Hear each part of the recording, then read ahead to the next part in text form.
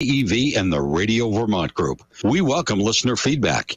Email your comments to WDEV@radiovermont.com. The energy. We walked around for 35 minutes just in the parking lot looking for this car. The passion.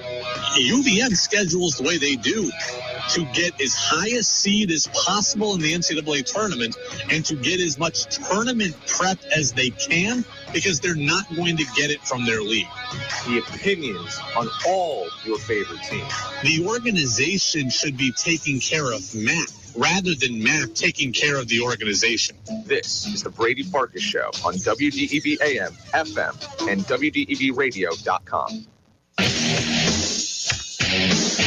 What's up, everybody? Brady Farkas Show here on a Tuesday on WDEV, AM and FM, and WDEVradio.com. Short show today, Red Sox baseball, second to last game of the year. It's going to be a cold and wet one at Fenway, but I do think they're going to be able to get it in. The tarp is on the field right now at Fenway. Our coverage begins at 6:10. First pitch is slated for 7:10 between the Red Sox and Rays. This game does mean something to the Rays, who can get the second wild card spot, although they may prefer to stay in the third wild card spot and try to go to Cleveland instead of Toronto. So again, 7:10 is supposed to be the first pitch. Tomorrow, we're not supposed to have a Brady Farkas show because of Red Sox baseball. Weather looks iffy for tomorrow as well. We'll see what Major League Baseball decides to do, and we'll see what, we'll just see. I think it all is going to come down to if the game matters, right? If the game doesn't matter, I could see the game tomorrow getting canceled. If the game does matter, then I think they're going to have to stick it out and try to play it because if it impacts playoff seeding, we'll see what happens. It's going to be very, very interesting, but we're not supposed to have a show tomorrow, a short show today.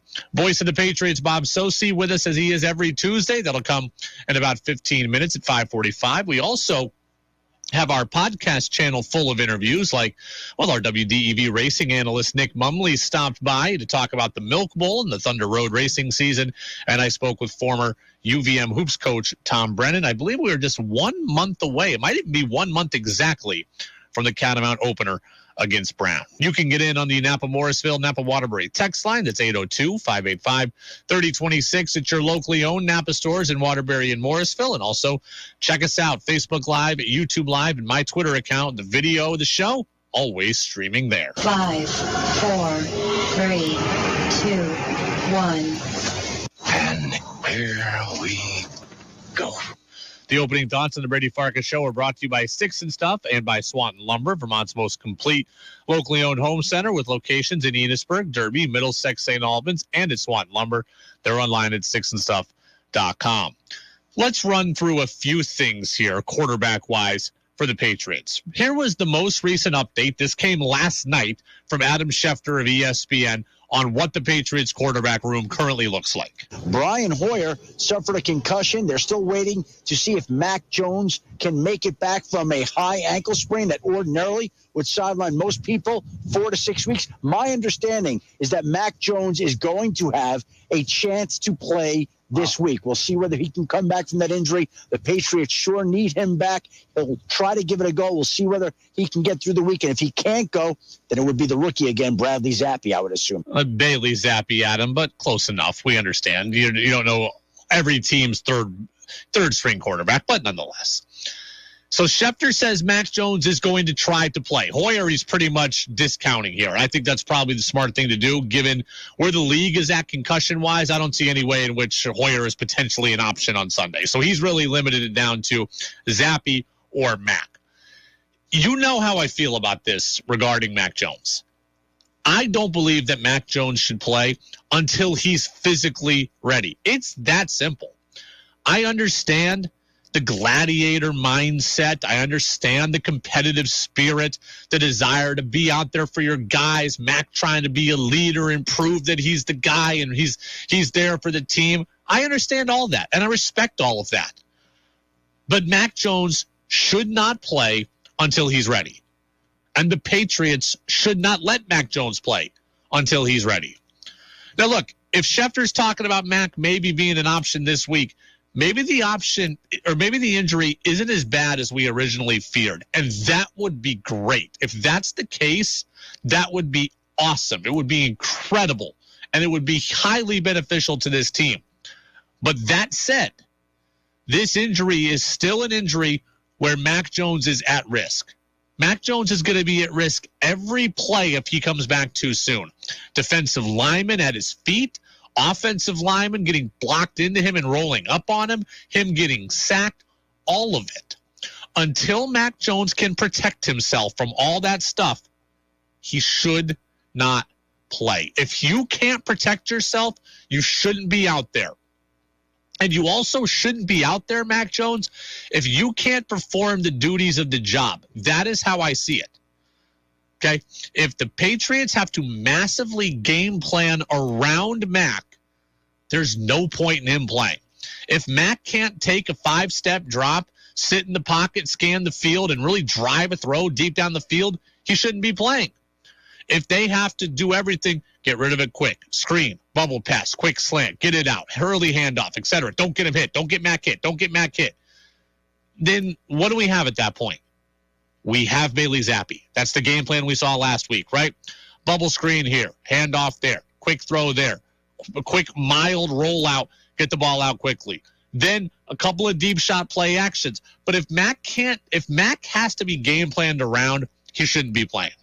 50% of Mac is not worth it. It's not worth risking the future or Mac's health for a week 5 game here against the Detroit Lions. I want Mac to be healthy. I want Mac to play. I think Mac is the guy for the next 3.5 years for the Patriots, and I want to see that guy play. But everybody's got to be smart here. Everybody's got to be smart here. Mac has got to be 75, 80%. I appreciate that he wants to play. I do. But he can't play until he's 75, 80%. If he can't push off and plant and all that stuff, then he's not worth having out there. If he can't have 1 inch of mobility, he's not worth being out there. If he's got to hop around the pocket, it's not worth it. If he's just going to hand off 40 times, let Bailey Zappe do that. Okay, Mac Jones is not Lamar Jackson, right? If Lamar Jackson's out there, you game plan and say, hey, I don't know how healthy he is, but it's still Lamar Jackson. He might run. That gives you a benefit, a psychological edge. Mac Jones doesn't provide that. Okay, just trotting him out there. There's not like there's a hint of something else for the defense to think about. If he plays and he's 50%, he's just a sitting duck. I appreciate he wants to. And if he's 75% healthy this week, then play. But if he's 40% healthy, 50% healthy, then I just go with the kid. I'd go with Bailey Zappe. Napa Morrisville, Napa Waterbury text line 802-585-3026. Peter in Williston says, Brady, I agree with you. Mac could get injured far worse playing on a compromised ankle. Look no further than what just happened to an already hurt quarterback from the Dolphins. We're talking about apples and oranges when we talk about Mac's ankle and Tua's head, but your point resonates. There are injuries that you can't make worse, right? Look, my brother just had arthroscopic hip surgery, and he had a torn labrum, and he could put it off for a couple of months because they said, look, it's already torn. Mac Jones's injury can get worse, right? If he's got a high ankle sprain that's 50%, he can re-aggravate it. He can make it worse. Your ankle could get broken. All of those things can happen. You can be compensating for your ankle and hurt another part of your body. You can try to take weight off your ankle when you get sacked and put it on your shoulder. Mac Jones is at risk if he plays when he's not 75, 80%. Let's continue this conversation about Mac because this was interesting. Here's what Ted Johnson from NBC Sports Boston is saying about the situation involving Mac and Bill Belichick. I think this is crazy. And a lot of people are speculating that Mac Jones people want him out there to show that he's, to stop the narrative that he's not tough. Look how tough he is out there. I'm hearing a lot of reports from people's phones that Mac Jones looks like he's in a lot of pain, that he doesn't even look being close to being healthy, yet he's out here throwing passes. That's, to me, that's Bill playing games with him. That's all that is. And I think he's testing Mac and testing. So Ted Johnson he says that he thinks Bill Belichick is testing Mac. He also said in another cut that we have, he thinks that Bill Belichick is pressuring Mac. Ted Johnson thinks that Bill Belichick is pressuring Mac Jones to get out there. And we have heard this kind of thing throughout, right? We heard it opinionated or opined on from Mike Felger. We had Albert Breer say it. Like, people are wondering if there's a disconnect between Mac Jones and Bill Belichick on how to move forward. I don't know what's really true. But what I will tell you is this about what you just heard from Ted Johnson. And I like Ted Johnson a lot. I've never spoken to him, but I genuinely like his work. But you take everything that Ted Johnson says about Bill Belichick with a grain of salt. Ted Johnson does not have a great relationship with Bill Belichick, and he does not agree with Bill Belichick's handling of injuries. Johnson has a firsthand account here. Ted Johnson believes in his heart that Bill Belichick forced him to play after suffering a concussion. And Ted Johnson went through some pretty dark times from kind of post-concussion syndrome and all that. Now, I don't know if that's true, but Ted Johnson believes that Bill Belichick screwed him and hampered him personally, health-wise. And just understand that when Ted Johnson speaks, he's coming at this from a place of experience, and he's coming at it from a negative experience, and he's got a negative perception of Bill Belichick. I do not know what's true. But when Ted Johnson says that, understand he's coming at this from a different angle. My gut, just my gut tells me that Bill Belichick is not forcing Mac Jones to play, is not pressuring Mac Jones. My gut tells me that Mac wants to be out there as quick as possible. I do believe the Patriots have an obligation to save Mac from himself, and I don't know if they're going to do that when the time comes. But I do think that Mac wants to be out there. Young guy, wants to be the leader of the team. Brady really never missed time. He's following in his footsteps. He wants to continue to solidify that he's the leader. Mac's never really been hurt. He said as much. He said, I've never really been hurt in my career. So around him, he sees all of these guys that are banged up playing, and he's like, that's what I got to do, right? Like, he doesn't have any experience to tell him that this is a bad idea. He doesn't have a contract on the line. He doesn't have a brand on the line yet in his career. My gut tells me Mac is the one pushing this, but I don't know that for a fact. But I do know that when Ted Johnson talks, understand you take it with a bit of a grain of salt. It is the Brady Farkas Show here on WDEV, AM and FM, and WDEVradio.com. We'll get Bob Socci, Patriots broadcaster, in a couple of minutes. I do want to leave this cut right here. Mike Greenberg of ESPN talking about Bailey Zappe. Because I do the draft, I know who Bailey Zappe is. I know he put up enormous numbers coming out of college. He's an athletic kid. He's got a big arm. Like, am I wrong, or do they look better with Bailey Zappe? Let's put it this way. I wouldn't put Brian Hoyer back. I don't know what Bill will do. I think I would be inclined to consider leaving Bailey Zappe out there. Okay, he doesn't have a big arm. That's the knock on him, is he does not have a big arm. So let's get that out of there. But even aside from that, Mike Greenberg says he'd play Zappe over Hoyer. Again, I think Hoyer's out for this week against Detroit with the concussion stuff, so it's not a question for this week. It's just kind of a question of later if Mac was I got all distracted. Aaron Judge is at the plate right now, and they're showing it on television as Judge goes for 62. I'll keep you posted if Judge finally hits this record-breaking home run, but nonetheless. So I don't think that Hoyer is an option for this week. Judge grounded to short. I don't think Hoyer is an option for this week. So this is really a case of if Mac's out multi-week still, would you start Zappe over Hoyer? I would just play who is better. Right? I would just play who is better. I see a lot of people saying, hey, we want to see what Zappe's got. We know what Hoyer is.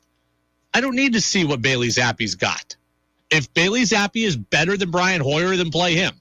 If Brian Hoyer is better, then play Bailey Zappe. There's no quarterback controversy here. Like, Mac Jones is the guy. Whether you like it or not, Mac Jones is the guy. He's not getting replaced. So seeing what Bailey Zappe's got does me no good. Right? Like with the Red Sox, hey, let's see what Tristan Casas has got, right? The season's over. The team's out of it.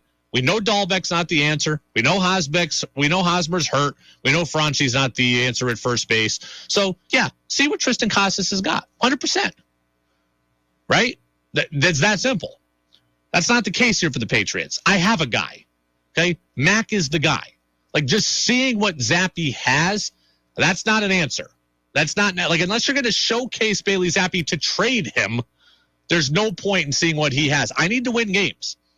I'm at a point where my season is teetering at 1-3. Like, whoever was better between Zappe and Hoyer should be playing. The goal is that Mac is back as soon as possible and he's healthy enough to contribute. But if he wasn't, I'd play who is better. And my gut tells me that who's better is Brian Hoyer. Tex says, does any of Bailey's Zappe performing so well in Green Bay have anything to do with the pressure for Mac to hurry back? I don't think so. I don't know that I understand the question fully, but I really think that Zappe just performed well for a couple of reasons. One, I think they called a good game. I said that yesterday, and that I think Matt Patricia called a good offense, right? It's not popular to give him credit, but I think he did a good job. They ran the ball effectively, and then they set up play action. They gave him easy to diagnose things, easy one-read throws, run, play action, boom, one guy down the field. Not a whole lot of reads, not a whole lot of progressions. So I thought they did a good job there.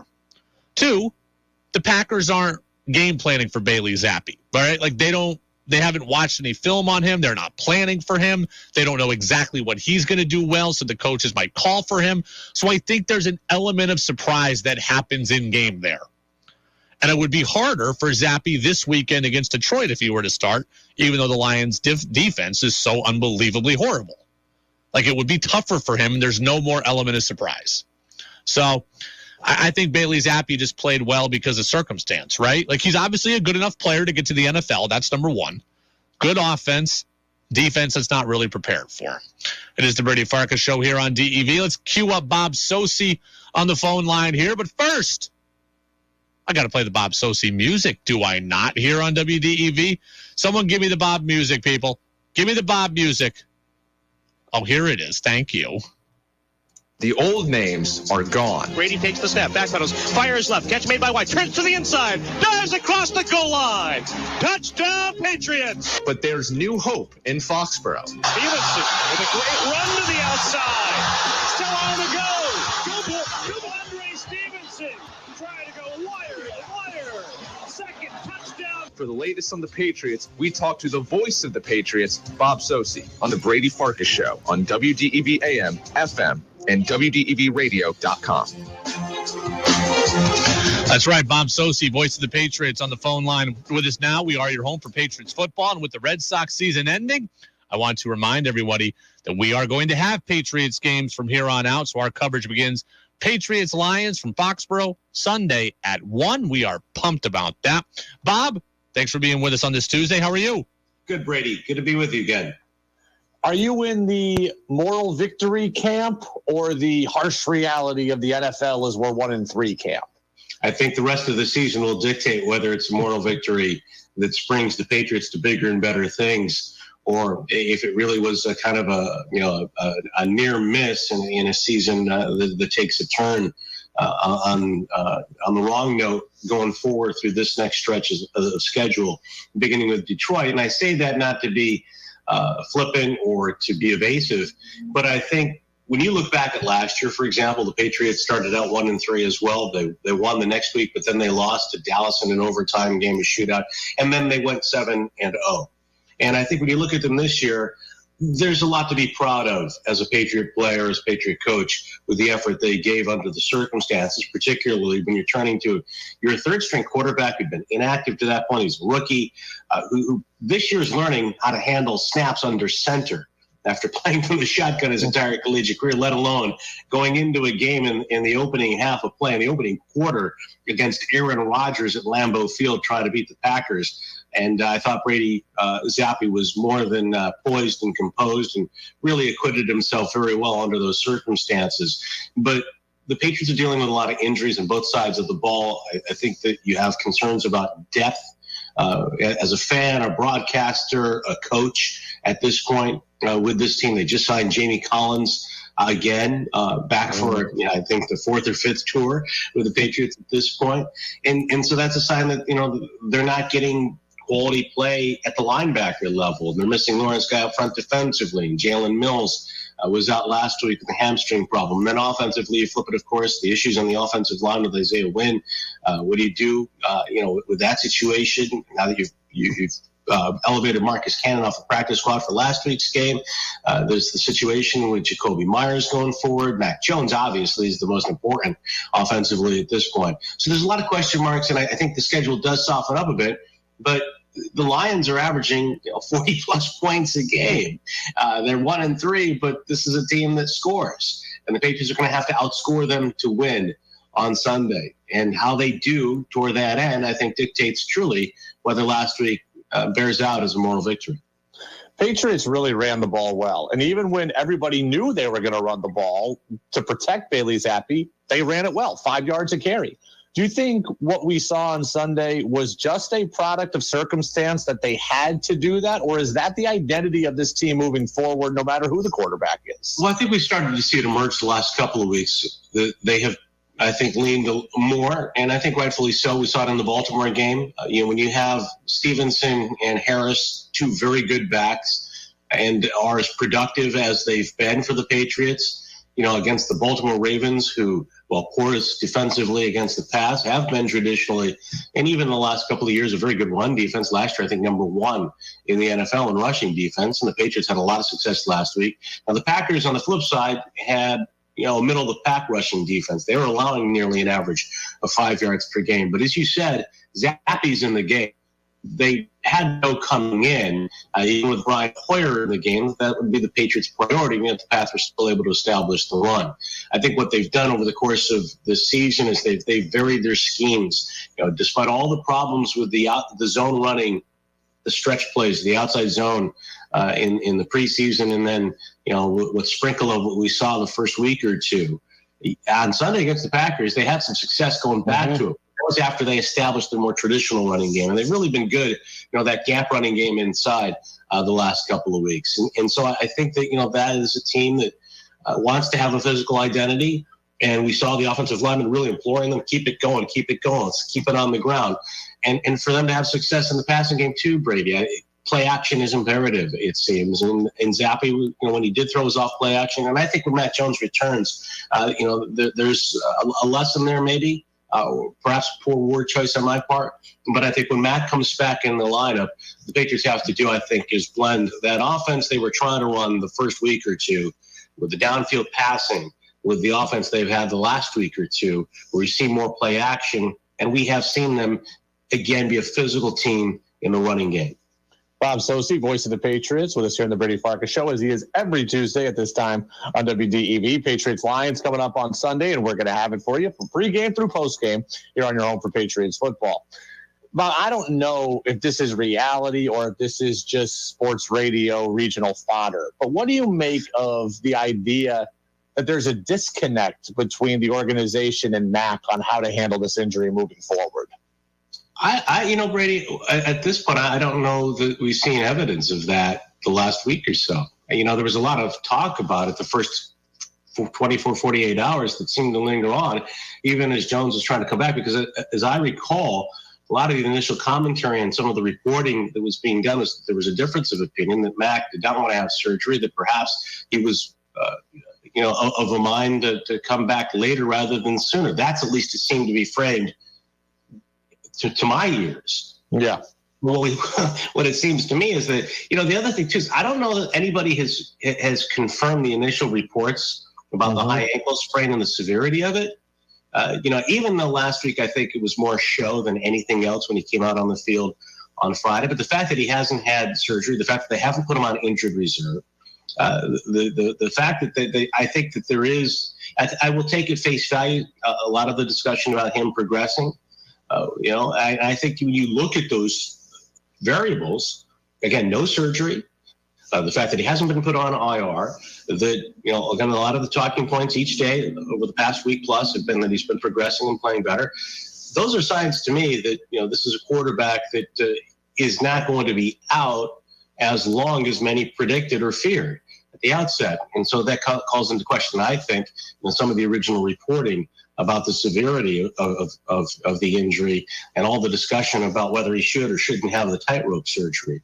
Bob, whether it's out 1 week, out 4 weeks, or out 12 weeks, the thing I need to see from Mac before he comes back is I just want to see him be able to be healthy enough to help the team and healthy enough to protect himself. Protect himself from a rush, from a falling lineman on top of him. What do you need to see, no matter what the time frame is? What do you need to have from Mac before he plays? Well, I think he wanted to be effective and be healthy enough. Number one, not to put himself at further risk of a greater injury and a longer absence. I think number two is just the ability to execute what he needs to do offensively. But I think what's important too, Brady, is what the Patriots do to help keep him healthy in the pocket. And I think that might mean holding onto the ball less, getting rid of it quicker, less of the downfield throws. And it goes back to what we were talking about earlier, more play action passing off the running game, quicker throws, throws underneath, taking what the defense gives, a lot more of what we saw last year. I think they had to anyway get to a point where there was a happy medium between Matt taking the snap and playing point guard, distributing the ball, and taking the easy throws and the easy yardage, the way we saw a lot last year when the Patriots were successful, and that desire to drive the ball downfield and make some explosive plays in the passing game. I also think, too, that one of the things we've seen from the defense the last couple of weeks, and this factors into the offensive approach, is that the defense hasn't been as strong as I think the Patriots had expected and hoped. Part of that is because of injury, but they've given up too many points inside the red zone. This has always been a very good red zone team. And I think the last 2 weeks, the opposition has gone 8 for 8 in the red zone. And that factors in, I think, to how they play offensively. You have to complement the other units. And I think offensively, we saw them the last 2 years try to limit possessions. I think maybe now they try to get back to a little bit more of that with the state of the defense right now, especially with some of the injury issues they're facing. I'm still trying to debate whether or not I want to send you $200 to wear a Pat Patriot hat during the Patriots-Lions game. I'm still debating. Well, I was debating whether to spend however much it cost on a cheesehead last week as an alternative to the tricorn. But we'll see. We'll see. I just might surprise you. Got an Expos hat on today. Maybe we'll go with a Pat Patriot tricorn hat next week. Hey, and they're going to be wearing the Pat Patriot uniforms. I believe they're 9-0 in the Pat Patriot uniforms since they came out of circulation in '94 or whatever. I think they're 9-0 and bringing them back. So fingers crossed, Bob. Well, that's absolutely. And, I think back to the Monday night game when I think it was Leotis McKelvin ill-advisedly took a kickoff out of the end zone for Buffalo late in the game when the Bills had a chance on Monday Night Football to beat the Patriots in those throwbacks. So, thankfully that he helped to keep the streak alive. Pats rallied late in that game to win. And let's hope they keep it going this weekend. Bob Socci, voice of the Patriots. We're going to have the game on Sunday afternoon. And, Bob, we appreciate it. We'll talk to you next week. Thanks, Brady. Yeah, always appreciate Bob Socci being with us. And, I think the Patriots 9-0 in the Pat Patriot uniforms. I don't know if they're going to win on Sunday against Detroit, but they are going to look damn good in those. Bailey Zappe maybe in the red uniforms with the white helmets. I can't wait. At least there's that. I love uniforms. So excited for that. Our coverage will begin on Sunday at 10 a.m. The kickoff is at 1. We're going to have former Lions defensive back Glover Quinn on later this week. I am pumped about this. Glover Quinn is killing it right now at the Believe Podcast Network. We love getting the Believe Podcast guests on, right? Like we do it almost every week where we get like the NFL pro on a team's Believe podcast. And Glover Quinn is the guy for the Lions, and we're going to have him on later this week. Might be Thursday, might be Friday, not quite sure yet. Also depends, like, if the Red Sox were to get rained out tomorrow and I got to come in here, we might try to get Glover in tomorrow. But the Lions are like the most entertaining 1-3 team in history. And through 4 games, they have scored 140 points. 140. They've allowed 141. People are calling them the Detroit Lions because there's no D. They are a wild watch. Now, Seattle's defense is horrible, so I don't think they're going to come in here and score 45 on the Patriots.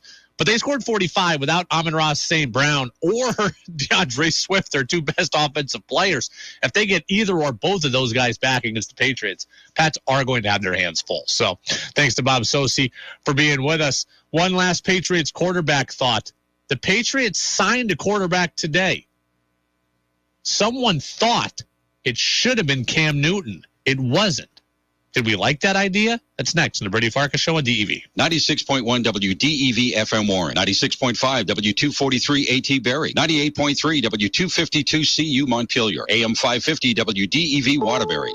This is CBS News on the Hour, presented by Liberty Mutual Insurance. I'm Monica Ricks in New York. Recovery efforts are off to a rough start in Florida, nearly a week after Hurricane Ian. CBS's Christian Benavidez is in Fort Myers. Cleanup is underway, and there is hope. We are making tremendous progress, folks, and I'm proud to say that in 5 days, give or take, we are coming back on our feet. The sheriff is urging people to help their neighbors. It's all hands on deck here, folks. Let's everybody help each other because we're in this together. President Biden is set to be there tomorrow. Elon Musk is buying Twitter. Elon Musk's sudden change of heart surprised many industry observers. It seemed he really wanted to back out of this deal. Musk and Twitter were in the middle of a nasty lawsuit, with Twitter insisting he must go through with his $44 billion acquisition. CNET's Ian Schurer says even with the announcement, with the unpredictable Musk, nothing's a guarantee. Most of us are trying to figure out how it's going to end. Steve Futterman, CBS News. The DEA is calling this every parent's worst nightmare. It sees thousands of rainbow fentanyl pills in New York City hidden in children's toys. Special narcotics prosecutor Bridget Brennan. Inside the Lego container were several brick-shaped packages covered in black tape lying next to Lego blocks. Those drugs are made to look like candy. President Biden is calling on supporters of abortion rights now to vote this fall. The president sat with OBGYNs from states where abortion is now illegal. Wisconsin Dr. Kristen Lyerly says women in her state in abusive relationships, they have to continue their pregnancies, or they resort to desperate measures. The president again called on Congress to pass a law reinstating the right to abortion nationwide. But he noted there's not currently enough support in the Senate to change the rules to do it. So the only way it's going to happen is if the American people make it happen. A reference to the midterms 5 weeks away. Stephen Portnoy, CBS News, the White House. You don't even have to leave your couch now to search for a secondhand bargain. CBS's Jennifer Kuiper explains. Goodwill makes thrifting easier by launching an online business as part of a new venture called Goodwill Finds. You can shop for a particular clothing brand or search for electronics, toys, and more. Until now, Goodwill had no centralized online division, with each store selling some of its donations online via third-party websites such as eBay and Amazon. The new venture will help fund Goodwill's community-based programs across the U.S. When I was born to coal miner's daughter.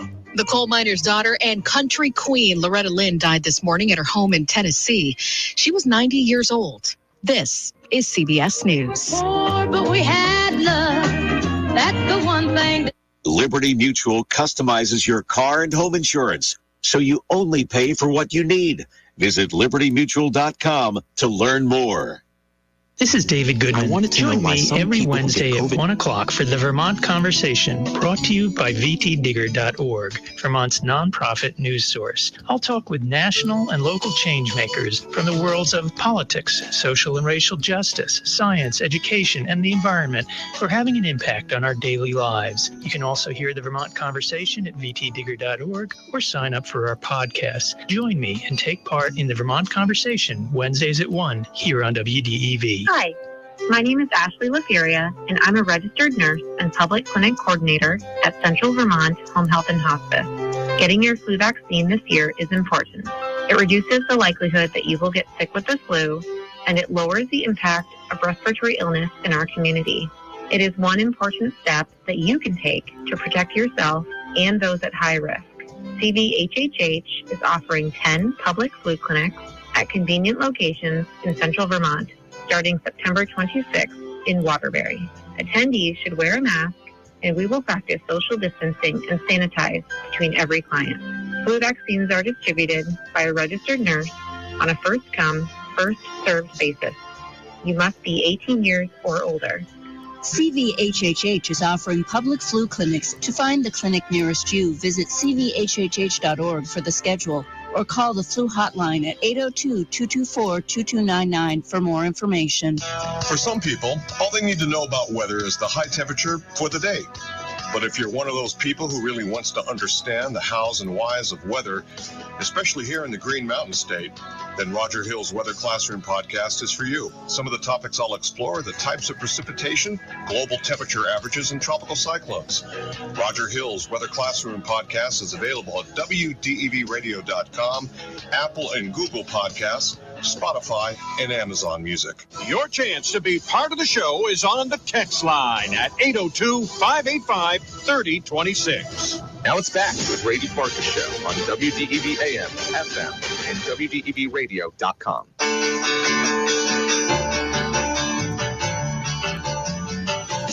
Red Sox baseball just a few minutes from now. The news is out there. We don't do a whole lot of pop culture gossip here on the Brady Farkas Show, but Tom Brady and Giselle have started the hunt for divorce lawyers now, and TMZ Sports just put out there that the hunt for divorce lawyers actually runs deeper than reported. It's been in the works for weeks, and as things stand now, the marriage is beyond saving. Look, we're going to talk about Tom Brady because he's a football player, because he's a former Patriot. So we will do at some point. I saw WEEI. With Giselle out of the picture, could Tom come back to Foxborough?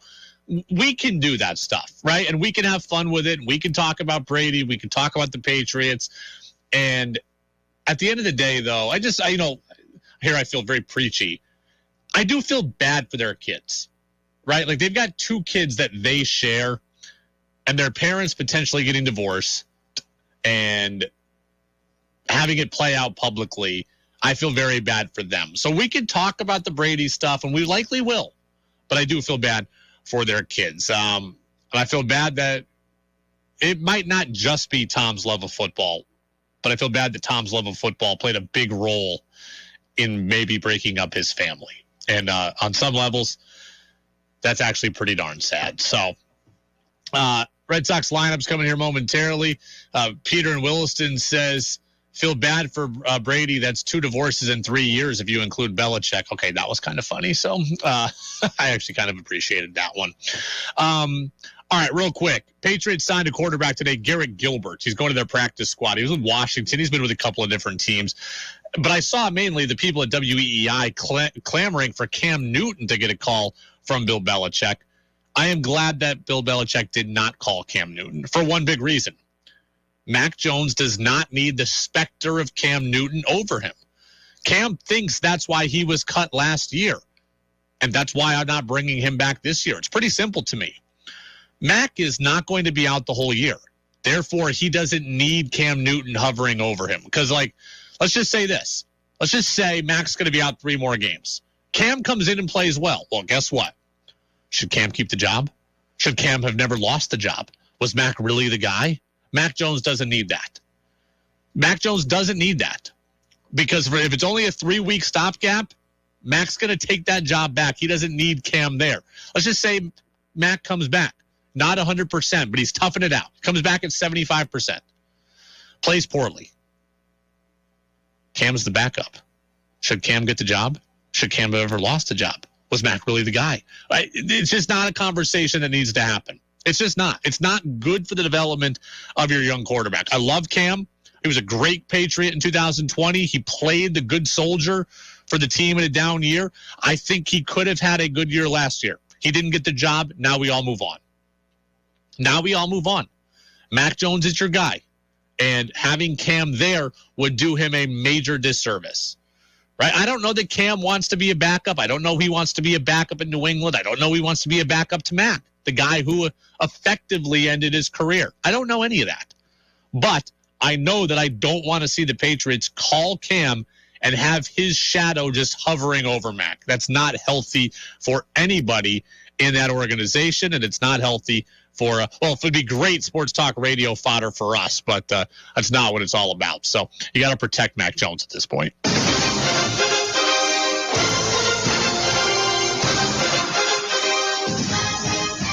Yeah, Texter says if Mac were out for the season, Cam would make sense, and I agree with that. Mac's not out for the season. Red Sox and Rays. It's Jeffrey Springs for Tampa, 9-4. Nathan Eovaldi, his final start of the year, maybe his final start ever for the Red Sox. Yandy Diaz is at third. Wander Franco's at short. G-Man Choi is the DH. Isaac Paredes is at first. Jonathan Aranda is in left. Christian Bethancourt is the catcher. Vidal Brujan is in right. Taylor Walls at second. And Jose Siri in center for Tampa. Tommy Pham in left for the Red Sox. Rafi Devers at third. Xander Bogaerts at short.